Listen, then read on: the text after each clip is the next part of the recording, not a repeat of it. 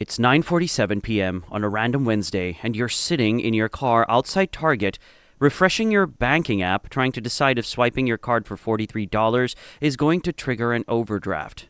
Toothpaste, laundry detergent, a birthday card. Nothing crazy, just normal life.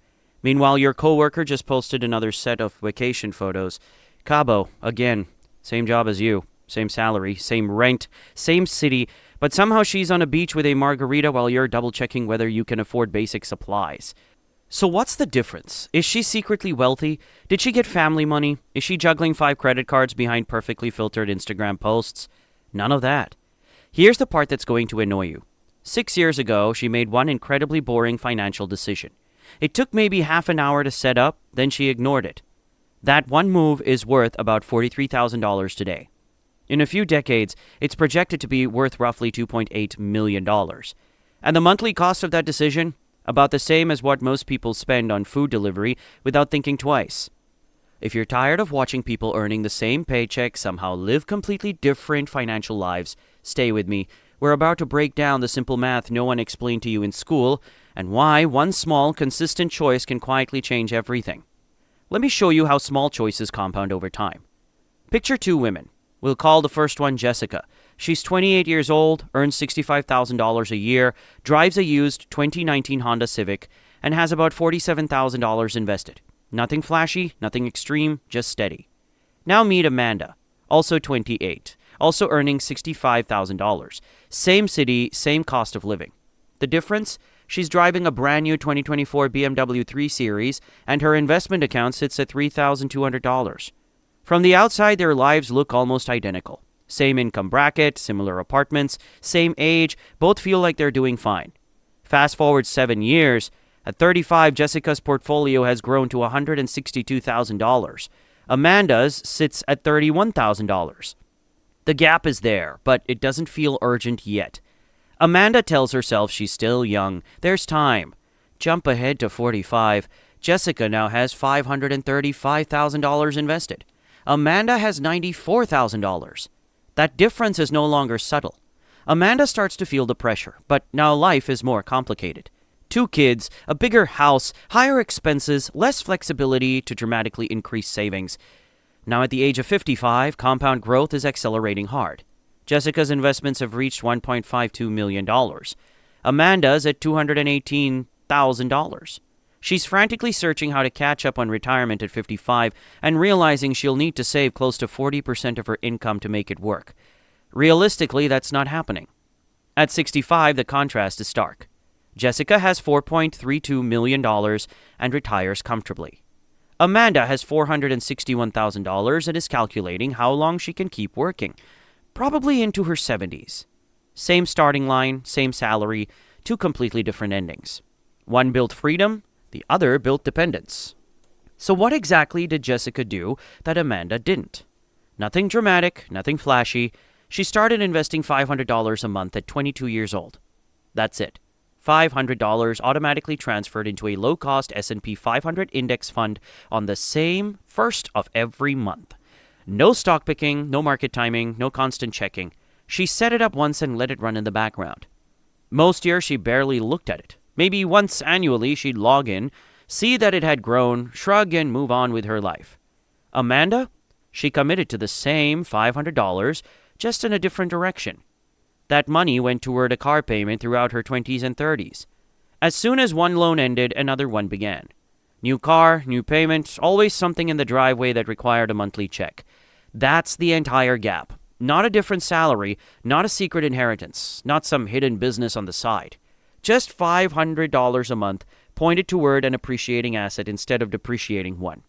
Over decades, that simple redirection turns into the difference between $4.32 million and $461,000, between retiring comfortably and working into your 70s, between having options and having obligations. Same income, same starting point, different default setting. Right now you're probably thinking, that's great, but $500 a month is a lot. Where am I supposed to get that? Here's the uncomfortable part. You likely already have it. It's just being routed somewhere else. The average American spends around $273 every month on subscriptions they barely notice anymore.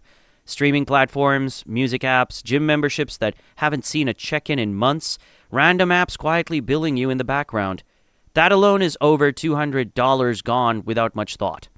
Then add dining out and food delivery. On average, that's another $280 per month. Convenience meals, quick orders, last-minute takeout, combine subscriptions and eating out, and you're already at roughly $553 a month. That's more than the $500 we've been talking about, and that's before cutting anything drastic. Now here's where the math changes how you see it.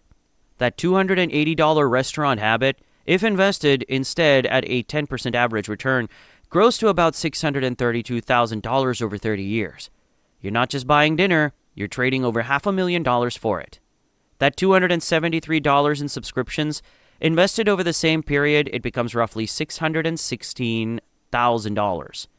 Every month you're effectively choosing between short-term convenience and long-term freedom. Between streaming tonight and potentially retiring years earlier. Most people don't consciously make the trade. They never see the long-term cost attached to the small monthly decision. But the trade is happening anyway. Let me walk you through the kind of math that makes people pause. If you invest $500 every single month for 40 years into a low-cost S&P 500 index fund, you're looking at roughly $3.16 million by the end of it. And here's the part that really matters. You only put in $240,000 of your own money over those 4 decades. The remaining $2.92 million, more than 92% of the total, comes from compound growth. You supplied the seed. The market did the heavy lifting. Think about that. You contributed less than $250,000 over 40 years, and the system turned it into over $3 million. Now look at how the timeline plays out. After 10 years, you're sitting at around $100,000. That first stretch feels slow. It takes discipline. It takes patience. It feels like grinding uphill. After 20 years, you're at roughly $379,000. The growth is noticeable, but it still feels like you're doing most of the work. By year 30, the number jumps to about $1.13 million. That's when something shifts. The portfolio is no longer small. The returns themselves start getting serious. Here's the wild part. Once you hit $1 million, getting to $2 million takes only about 6.7 more years at the same return rate. Why? Because now your money is generating more growth annually than you're contributing. At that point, the compounding engine is stronger than your monthly deposits. The early years feel slow. The later years feel exponential. That's the power most people underestimate. It gets even more absurd. Picture someone who invests $5,000 a year from the age 25 to 35. That's just 10 years. $50,000 total. Then they stop completely and let the money grow at 8% until 65. By retirement, that account is worth around $787,000. Now compare that to someone who waits until 35 to start. They invest the same $5,000 every year for 30 years straight. $150,000 total. 3 times more money. You'd expect them to come out ahead. They don't. By 65, they end up with about $611,000. The person who only invested for 10 years and then stopped still finishes roughly $175,000 ahead. Same effort, same yearly amount, more total money invested. And still behind. The only difference was starting 10 years earlier. That's how ruthless compound interest is. It doesn't just reward consistency. It punishes delay. This is usually the moment people get uneasy. Okay, but what if the market crashes? That question sounds reasonable. It sounds smart. But for most people, it becomes the excuse that keeps them on the sidelines for decades. So let's look at the data instead of the fear. The S&P 500 has delivered roughly a 10% average annual return since 1926. That includes the Great Depression, when the market fell about 86%. It includes World War II, the inflation crisis of the 1970s, the dot-com collapse, the 2008 financial crisis, and the COVID crash. Through all of it, the long-term average is still around 10% before inflation, about 7% after inflation. Even at 7%, $500 a month can grow into well over $1 million over time. Here's something even more reassuring. The S&P 500 has never produced a negative return over any 20-year period in its history. Not once. Over 30-year periods. Even the worst long-term stretch still averaged positive returns. Every crash has recovered. The 2020 COVID drop bounced back in about 5 months. The 2008 crash took several years, but it recovered. Markets fall, then they rebuild. And here's the part most people don't understand. If you're investing $500 every month, downturns actually help you. When the market drops 30%, your money buys shares at a discount. Dollar cost averaging means you automatically buy more when prices are low and fewer when they're high. You don't need to predict anything. Data from JP Morgan shows that missing just the 10 best days of the market over a 20-year period cuts your returns by more than half. And many of those best days happen during bear markets, right after major drops. If you panic and sell, you almost guarantee missing the recovery. The market has survived wars, depressions, terrorist attacks, and financial crises. But somehow people think it won't survive them investing $500 a month. So if the math is this clear, why are nearly half of American households sitting on zero retirement savings? Why is the median 401k balance for people in their late 50s barely $88,000? It's not because the numbers are complicated. It's because your brain is working against you. Your brain wasn't built for long-term investing. It was built 200,000 years ago to solve immediate survival problems. The biggest decision back then wasn't whether to invest in an index fund. It was whether to eat the berries now or save them for later. So when you're faced with give up $500 today for $3 million in 40 years, your brain doesn't process that properly. It defaults to short-term comfort. This is called present bias. You instinctively value $500 in your hand today more than tens of thousands decades from now, even when the math clearly favors waiting. Then there's loss aversion. Studies show that the pain of losing money is more than twice as strong as the pleasure of gaining it. That's why people panic during market drops and sell at the worst possible moment. Ironically, research shows that investors who check their accounts less frequently tend to build more wealth. The less you react, the better you perform. And don't forget lifestyle inflation. You get a raise, and instead of increasing your investments, you upgrade your life, better car, better apartment, nicer dinners. Most people say they'll save more when they earn more. Very few actually do unless it's automated. Meanwhile, entire industries profit from this wiring. Financial firms make money when you trade emotionally. Car dealerships stretch loans so payments feel manageable. Advertisements constantly compete for your monthly $500. No one benefits when you quietly invest in one low-cost index fund and ignore it for 40 years. So they don't promote boring. But boring is what works. At this point, you might be thinking, sure, this works if you're already wealthy. So let me tell you about someone who wasn't. Ronald Reed worked as a gas station attendant and later as a janitor in Vermont. He never earned more than about $20,000 a year. He wore worn-out jackets, held together with safety pins, and drove an old Toyota with rust along the doors. Co-workers joked about how frugal he was. One even said that if Ron made $50 in a week, he'd invest $40 and live on the other $10.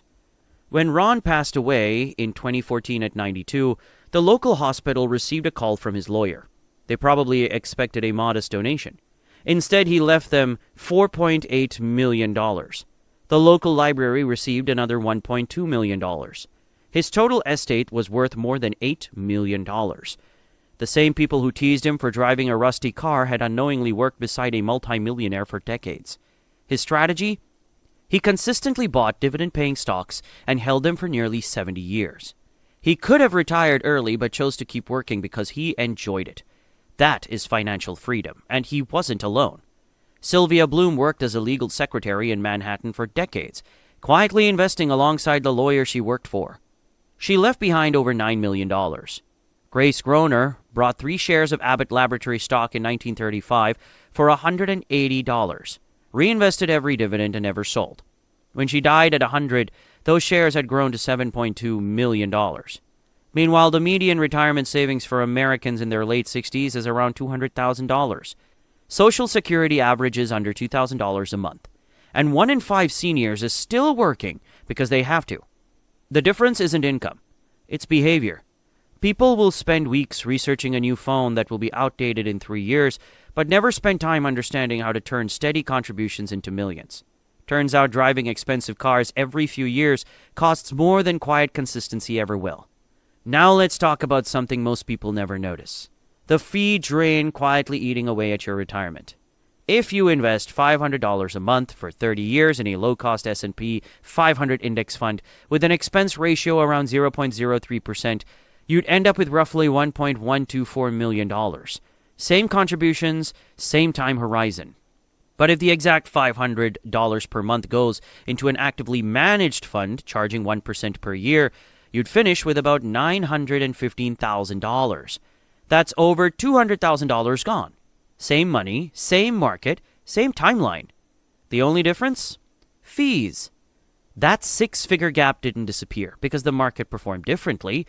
It disappeared because the fund manager took their cut every single year, regardless of whether they beat the index or not. And most actively managed funds don't consistently outperform the index over long periods. This is why low-cost index funds matter so much. You're not trying to outsmart the market. You're trying to own it cheaply. Funds like the Fidelity 500 Index Fund, FXAIX, Vanguard's S&P 500 ETF, VOO, or Schwab's S&P 500 Index Fund, SWPPX, all track the same underlying index and charge almost nothing in fees. They're simple, diversified, and brutally efficient. Pick one, set it up, automate it. Because over decades, even a 1% difference doesn't look small. It looks like a house, a decade of freedom, or a delayed retirement. Fees compound too, just not in your favor. Let's be honest for a second. The $500 you think you don't have, it's probably hiding in plain sight. The average new car payment in 2025 is around $748 per month. But that payment isn't just $748. If that same money were invested at 10% for 30 years, it would grow to roughly $1.69 million. That shiny new vehicle you drive off the lot, the one that loses about 20% of its value almost immediately, is effectively costing you seven figures in future wealth. Zoom in even smaller. Every $100 a month invested over 30 years becomes about $226,000. That's just over $3 a day, turning into $250,000. The money isn't missing. It's being redirected toward things that won't exist decades from now. Now let's talk about where to actually put it. A Roth IRA lets you invest after-tax dollars, and everything inside grows tax-free. Withdrawals in retirement are tax-free too. The annual limit works out to about $625 per month. On a $1 million portfolio, that structure can save you well over $150,000 in taxes. If your income falls below certain thresholds, this is often the first account you should max out. Then there's the 401k. Contributions reduce your taxable income today. If you're in the 22% tax bracket and you invest $500 a month, your take-home pay might only drop by about $390. And if your employer matches the offer, which most do, that's essentially free money.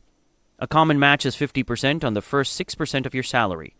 On a $60,000 income, that could mean an extra $150 per month just for participating. The tools are available. The question is whether you'll use them. Here's the simple plan. Step 1. Open a Roth IRA at Fidelity, Vanguard, or Schwab. It takes about 20 minutes. Step 2. Link your bank and transfer money in. Step 3. Buy a basic S&P 500 index fund like FXAIX, VOO, or SWPPX. Step 4. Automate $500 per month. Step 5. Leave it alone. Don't check it daily. Let it compound quietly while you live your life. All the math and stories mean nothing if you don't actually execute. And here's the critical part. Waiting makes it harder. Right now, $500 a month for 40 years can grow to around $3.16 million. Wait a year and you'll need to invest more monthly to reach the same goal. Wait 5 or 10 years and the required contribution jumps dramatically. Compound interest rewards time. The longer you delay, the more you have to work to catch up. There's a version of you 40 years from now logging into an account worth over $3 million. That person is calmly planning retirement, not stressed about bills, not depending entirely on Social Security, not working into their 70s unless they choose to. They have options, they have freedom. There's also another version. 40 years from now, still working part-time because the savings never grew, worrying about medical bills, hoping nothing unexpected happens because there's no margin for error. Looking back and wondering where the money went, even though it slowly disappeared into car payments, food delivery, and subscriptions that felt normal at the time, but won't even exist decades from now. Both futures are possible. Both futures are you. The difference isn't luck. It isn't income. It isn't intelligence. It's what you do in the next 30 minutes. Open the account, automate the transfer, buy the fund, Then move on with your life and let compounding do its job. Or don't, and spend the next 4 decades wishing you had started sooner.